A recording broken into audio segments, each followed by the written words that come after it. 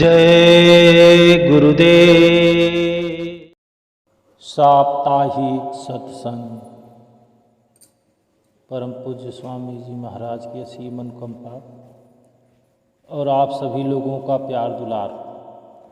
हमारा यह संस्करण जो प्रत्येक सोमवार के दिन प्रकाशित किया जाता है, हमारा उद्देश्य मात्र इतना होता है कि संत महापुरुषों की जो वाणी लिपिबद्ध तरीके से हमारे और आपके बीच में मौजूद है, उसे मात्र अपनी आवाज़ दे करके एक संग्रह वीडियो के माध्यम से आप सभी प्रेमी जनों तक पहुंचाया जाए, जिससे आप लाभ उठा सकें। जय गुरुदेव। परम पूज्य स्वामी जी महाराज सत्संग सुनाते हुए कहते हैं कि यह बात विचार करने योग्य और समझने योग्य है कि जब तक हमें वह परमेश्वर, वह अकाल पुरुष नहीं मिलता, तब तक हम किसके साथ प्यार करें, किसके साथ मोहब्बत करें और किसकी पूजा करें। इस मकसद को पाने के लिए आप सारी दुनिया को सामने रखें। दुनिया 5 तत्वों की बनी हुई है, मिट्टी, पानी, आग और हवा, और इनकी 5 ही किस्में हैं। पहली वह जिसमें एक तत्व प्रबल है, बाकी तत्व 4 नाम मात्र के हैं। मगर मन भर सागर को सुखाए तो शायद 4-5 सेर बचेगा। क्या 35-30 सेर पानी कहाँ गया? उड़ गया? नहीं, वो मिट्टी, आग, हवा, इन सब में विलीन हो गया। डॉक्टरों ने साबित किया है कि कई सब्जियों में पचाने के लिए पानी की बहुत ज़्यादा आवश्यकता पड़ती है। आगे आ गई दूसरी जमात, दूसरी किस्म। वह कैसी? कीड़े मकोड़े, जिसमें छिपकली, चूहे, सांप, ये सब शामिल है। इसमें 2 तत्व प्रबल हैं, आग और हवा। इनको पानी की ज़रूरत नहीं है। जब एक व्यक्ति नौकरी कर रहा था, ऐसे ऐसे जंगलों में उसे जाना पड़ता था जहाँ पर 20-20 मील तक पानी नहीं था, मगर छिपकली, बिच्छू, चूहे, सांप, ये सारे जीव देखने को मिलते थे उसको। कभी मीलों मील जाकर तालाब और नदियाँ पाता था जहाँ से वो पानी पी सकता था। अपने लायक सब्जी खाने के लिए बड़ी मुश्किल से ला पाता था। इन सभी में क्या जहर होता है। खासकर उस जंगल के सांप बिच्छू अगर आदमी को काट लें तो आदमी जल्द से जल्द मर जाएगा।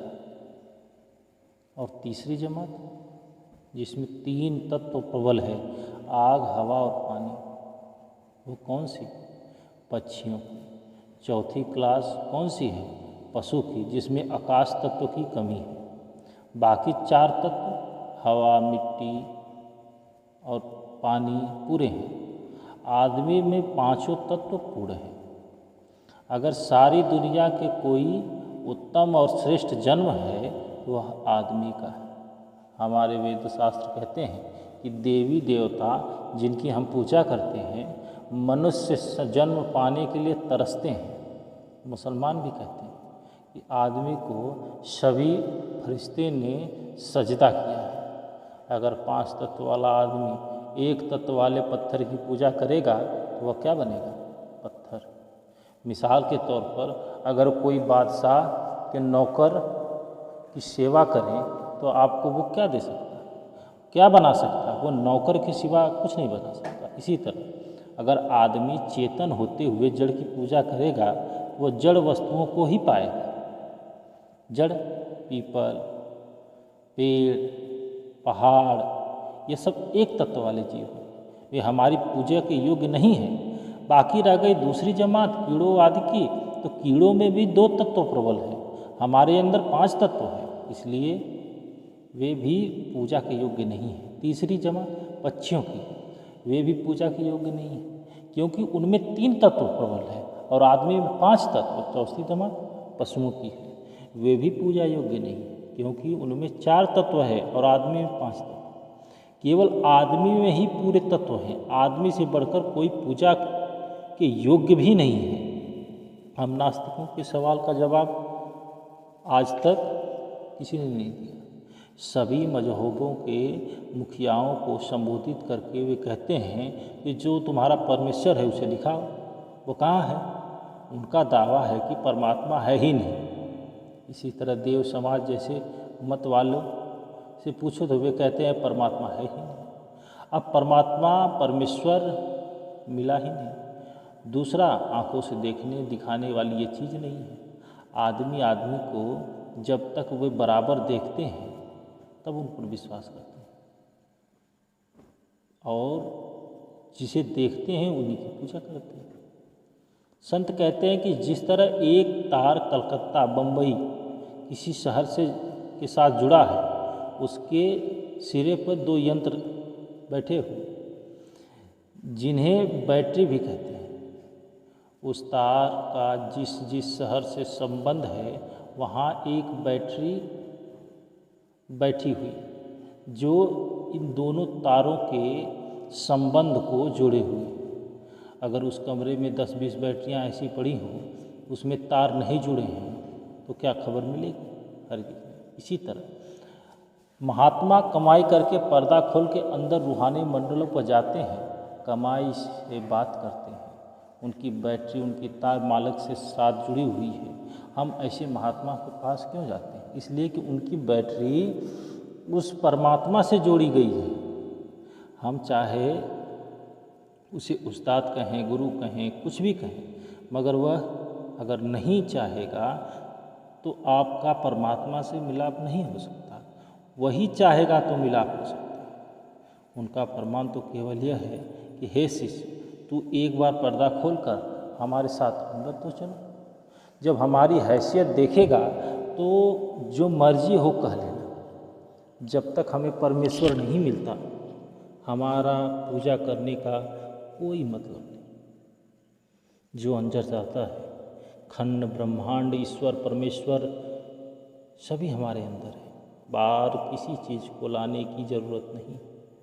सतगुरु और कुछ नहीं करते, सिर्फ आपकी रूह को उस शक्ति के साथ जोड़ देता है।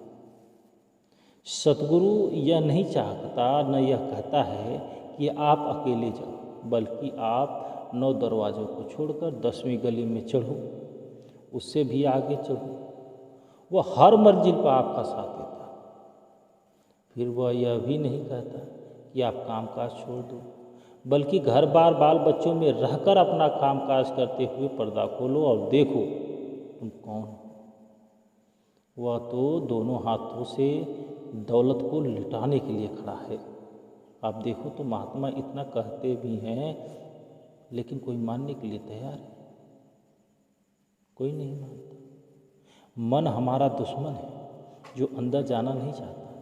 हमारी रूह जन्मों जन्मों से मन की दासी बनी हुई है। हम मन के कहे खाते हैं, मन के कहे पीते हैं, मन के कहे रिश्ते नाते और अन्य सभी काम करते हैं। रूह मन के अधीन है। आप कहोगे कि मन जड़ है और रूह चेतन। रूह मन के अधीन कैसे हो सकती है? तो सुनो, जिस तरह अमर बेल होती है, उसकी अपनी जड़ नहीं होती।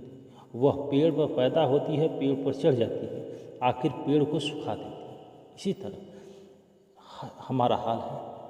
चेतन आत्मा जड़ मन के द्वारा सुख। एक एक लफ्ज करोड़ों करोड़ों रुपए का है। हमें सुनकर विचार करना चाहिए और अपने आप को इस सत्संग के अनुसार ढालना चाहिए, इसी के रास्ते पर चलना चाहिए। ऐसा न हो कि हम सत्संग में बैठे हों पर हमारा मन बाजारों में, खेतों में या कहीं और जगह फिरता हो। बल्कि मन के साथ सुनो, घर जाकर विचार करो, जो कुछ सत्संग कहता है हमें उस पर चलना चाहिए। अगर चलते हो तो वाह वाह, नहीं चलोगे तो एक दिन ऐसा आएगा कि आपको चलना पड़ेगा। तो चलना चाहिए। सारी दुनिया परमेश्वर की है और वो परमेश्वर एक ही है। यह नहीं कि हिंदू का और मुसलमानों का और सिखों का और ईसाइयों का और, बल्कि वह परमात्मा सबका साझा है। परमात्मा परमात्मा है, वह चोरों के भी अंदर है, ठगों के अंदर है, बदमाशों के अंदर भी है। इस तरह हिंदू, मुसलमान, सिख, ईसाई, यहूदी, मतलब हर एक आदमी के अंदर वह परमात्मा विराजमान है। मगर दुनिया बेखबर है, उसको खबर ही नहीं, क्योंकि आंखों के पीछे पर्दा डालकर हम सबको बाहर निकाला गया है। आदमी को पता ही नहीं कि मेरे अंदर क्या सामान है। इसी तरह विद्या की ताकत हर एक के अंदर है, तालीम विद्यार्थी के दिमाग में है। मगर जो स्कूल जाता है वह तालीम हासिल करके बीए में डॉक्टर इंजीनियर बन जाता है, जो स्कूल नहीं जाता वो कुछ नहीं बन पाता। विद्या की ताकत दिमाग सभी के अंदर है, मगर उसका फायदा कोई नहीं उठा सकता। जिस तरह किसी के घर करोड़ों रुपया दबा हो, मगर उसे खबर ही नहीं, वो उसको खोद कर निकाले ही नहीं, बल्कि बाहर कौड़ी कौड़ी भीख मांगता फिरे और उसी में जीवन गुजारे और अंत में मर जाए। वह खाली आया और खाली चला गया। अगर खोद लेता तो मालामाल हो जाता। इसी तरह खुदा परमेश्वर हमारे अंदर है, अगर हम अंदर नहीं खोजते तो खाली आए और खाली चले गए। अब सवाल पैदा हुआ कि वह अकाल पुरुष जो सारी दुनिया का एक है, उसका पता कहाँ से लगेगा? कहते हैं गुरु से। जिस तरह विद्या का पता उस्ताद लगाता है, मास्टर देता है, शिक्षक देता है, इसी तरह जब हम किसी कामिल फकीर के पास जाएंगे, वह अंदर का रास्ता बताएगा। जब हम उसकी हिदायत के मुताबिक कमाई करेंगे तो वह परमेश्वर अंदर में अवश्य मिलेगा। परमेश्वर न वेदों में है, न शास्त्रों में, न ग्रंथों में। अगर किताबों में होता तो सबसे पहले गुरुद्वारों के भाइयों और मस्जिदों के मौलवियों को मिल जाना चाहिए था, मगर ऐसा तो है नहीं, ऐसा नज़र भी नहीं आ रहा है। जब तक वह नहीं मिलेगा हमारा जन्म मरण खत्म नहीं हो सकता। हमने मन के कहे लगकर कभी नरकों में, कभी स्वर्गों में, कभी 84 में ठोकर खाई। अगर तू जन्म मरण खत्म करना चाहता है तो किसी पूरे गुरु कामिल मुर्शिद के पास जा, वह तुझे अंदर जाने का रास्ता देगा। तू कमाई करके पर्दा खोलेगा, परमेश्वर मिल जाएगा और परमेश्वर का रूप हो जाएगा। यह वाणी गुरु नानक देव जी। जो नाम के रंग में रंग है, जिन्हें नाम की लज्जत आ गई, मुर्शिद की तालीम को अपना लिया, जो मुर्शिद के अधीन हो गए, उनको कोई फिक्र नहीं। सील का अर्थ होता है जत, यानी संयम।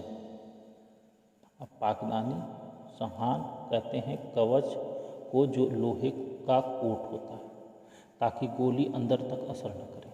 अंदर रेशम की कई तहें होती हैं। लड़ाई के वक्त उसे बादशाह या वजीर अक्सर पहनते हैं। फारसी में उसे जिरह बख्तर कहते हैं। जो नाम है वह कवच है, जो सील है वो मुर्शिद की ढाल है। जिसके पास ये दो चीज़ें हैं उसे किसी की खौफ नहीं। जिस वक्त गोपी चंद गोरखनाथ के पास जाकर योगी बना, गोरखनाथ ने सोचा कि यह राजा है, क्यों न इसकी मान बढ़ाई को निकाल दूं। यह सोचकर गोरखनाथ ने कहा, पुत्र पहले अपने शहर राजधानी में जाकर भिक्षा मांग। जब मांगने गया तो पैसा देने वाला था, उसने रुपया दिया, क्योंकि वह यह हमारे शहर का राजा। जब अपने घर आया तो रानियों ने सोचा कि राजा तो योगी बन गया, हमें हार श्रृंगार क्या करना है। उन्होंने सारा हार श्रृंगार योगी की झोली में डाल दिया। माँ ने देखा कि इसने दौलत के ढेर फिर से इकट्ठा कर लिए, इन्हें ही छोड़कर ये गया था, इसी में फंस गया। यह योगियों के आगे जाकर रख दिया और योगियों से कहा, इसे ले जाइए, इसके पास कुछ नहीं रहेगा। जब माँ के पास आया तो उसने कहा, हे योगी देख, तू त्यागी है, अब गृहस्थी नहीं, तू मेरे दरवाजे पर भीख मांगने आया है। मेरा अधिकार है कि मैं तुझे जो मर्जी हो वो दूँ। मेरी 3 बातें याद रखो, एक अच्छे से अच्छा खाना, दूसरी अच्छे से अच्छे बिस्तर पर सोना और तीसरी मजबूत से मजबूत किले में रहना। कहता है, अगर कोई और होता तो मैं उसे बताता। तू मेरी माँ है, तेरे कहने से ही मैं योगी ये 3 चीज़ें ही मेरे वसूल के खिलाफ है। माँ ने कहा, तो पुत्र तू नहीं समझता, आ मैं तुझे समझाऊँ। पहली यह बता कि तू भूखा रहना, जब भूख जबरदस्ती लगे तो बासी से बासी और निकम्मा से बेस्वाद से स्वाद खाना अच्छा लगता है। तू उस वक्त खाना खा, बाकी अभ्यास में जागते रह। जब नींद सख्त तंग करे तब सोना। तुझे नींद ऐसी आनी चाहिए कि नरम बिछौना भी न मिले तो भी तू राजपाट छोड़ के भी सो सके। तेरे पास जवान स्त्रियाँ भी आएंगी, छोटी भी आएगी, बच्चियाँ भी आएगी। तू महात्मा के पास रहना, महात्मा का कहना मानना, यह भी मजबूत किला है। सो शब्द की कमाई ही महात्मा के पास कवच है। जो नाम के रंग में रंग गए, जिन्होंने गुरु की मति ले ली, वे दुनिया के सभी वस्तुओं से बेखौफ होकर जिंदगी बसर कर रहे। जिन्होंने अंदर पर्दा खोल लिया, वे ही दुनिया में दाना है, समझदार, बाकी सारे बेवकूफ। अब सवाल पैदा होता है कि वह सच्चा रंग कौन सा है? कहते हैं शब्द। गुरु ने शब्द दे दिया, हमने शब्द की कमाई की, वह प्यारे से प्यारा अंदर प्रकट हो गया। अब कहते हैं कि हर एक आदमी के अंदर 5 शब्द, 5 बाजे बज रहे। जो मालिक से मिलने की राह है वह एक ही है, वह सबके अंदर है। अब वह परमात्मा की बनाई हुई है। किसी वली अवतार पैगंबर या महात्मा ने उसे नहीं बनाया है। हम न उसे काट सकते हैं, न बढ़ा सकते हैं, न छोटा कर सकते हैं, उसे बदल भी नहीं सकते। फिर यह सनातन से सनातन है। इसीलिए कि संत कहते हैं कि लोग सनातन को नहीं समझते। अगर विचार करें तो नींव तक सनातन चला, विचार न करें तो उनकी मर्जी। अंदर जो शब्द हैं, वेद उसे नाद कहते हैं, ऋषि मुनि आकाशवाणी कहते हैं, मुसलमान उसे बांके आसमानी कहते हैं, कल में इलाही कहते हैं, नियाद आसमानी कहते हैं। सतलोक तक हर एक मंजिल पर एक एक शब्द है। किसी मुकाम पर चेतन माया मिल गई, इससे नीचे ब्रह्म माया, वहाँ शब्द का रंग है। नीचे आकर माया प्रबल है, शब्द गुप्त है। शब्द तो एक ही है, मगर जैसे जैसा देश वैसा वैसा उसकी कैफियत, उसकी हालत। जो वर्णात्मक है वह दोनों आंखों तक खत्म हो जाता है। आगे तुरिया पद में सूक्ष्म शब्द, ब्रह्म में कारण शब्द, इसके आगे पार ब्रह्म का शब्द है। जब ये तीनों देश के जरिए पार होता है, वहाँ आगे सोहम का देश आता है। सोहम का अर्थ है जो तू सो मैं।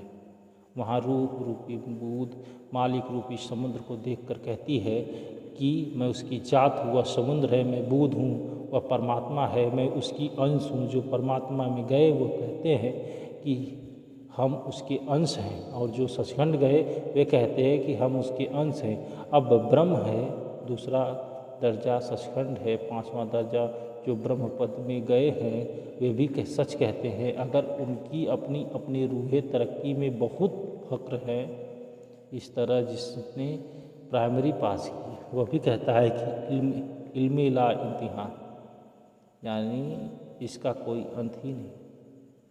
और जिसने एमए का इम्तिहान दिया है वह भी कहता है कि इल्म ला इम्तिहान, मगर उसमें लियाकत का फर्क है। 9 निधियाँ, 18 सिद्धियाँ, सारी खुशियाँ, सारी शांति देने वाला नाम कहाँ है? घट में है। और घट कहाँ है? यह सिर की ओर इशारा करते हैं, कहते हैं उल्टा रखा हुआ घड़ा। कहते हैं जब यह इस घड़े में अमृत को पिएगा तो माया का सारा जाल उतर जाएगा। अब सारी दुनिया में मुश्किल यह है कि हम पढ़ने पर जोर देते हैं, चढ़ने आध्यात्मिक चढ़ाई पर नहीं। अब कहते हैं कि किताबें पढ़कर मुक्ति मिलेगी, कभी नहीं मिल सकती।